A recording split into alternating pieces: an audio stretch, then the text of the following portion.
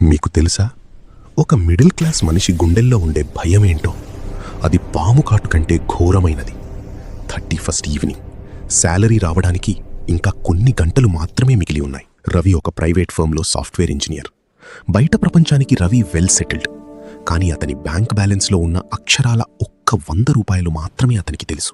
అతను తన బైక్ మీద ఇంటికి వెళ్తున్నాడు. రేపు వచ్చే శాలరీతో ఏమేమి ఈఎంఐలు కట్టాలో మైండ్లో లెక్కలు వేసుకుంటున్నాడు. సడన్గా ఫోన్ కాల్. రవి గుండె ఒక్కసారిగా ఆగిపోయింది. తన భార్య ఏడుస్తూ చెప్తోంది, నాన్నకి సడన్గా బ్రెత్లెస్నెస్ వస్తోంది, వెంటనే హాస్పిటల్కి తీసుకుని వెళ్ళాలి. హాస్పిటల్ ఎమర్జెన్సీ వార్డులో రవి నిలబడి ఉన్నాడు. రిసెప్షనిస్ట్ చెప్తోంది, అడ్మిషన్ కోసం వెంటనే 25,000 డిపాజిట్ చేయండి. రవి తన మొబైల్ యాప్ ఓపెన్ చేస్తాడు. బ్యాలెన్స్ 112 రూపాయలు.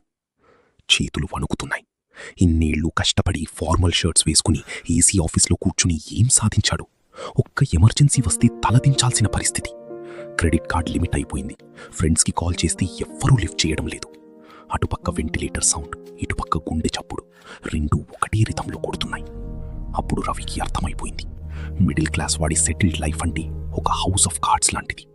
ఒక్క చిన్న గాలి వీచినా మొత్తం కూలిపోతుంది. రేపు శాలరీ వస్తుంది, కానీ ఈ గంట గ్యాప్లో జరిగే ప్రమాదానికి ఎవరు బాధ్యులు? ప్రపంచంలో ప్రతి మిడిల్ క్లాస్ ఫ్యామిలీ ఒక్క మిస్డ్ పేచెక్ దూరంలో ఉంటుంది.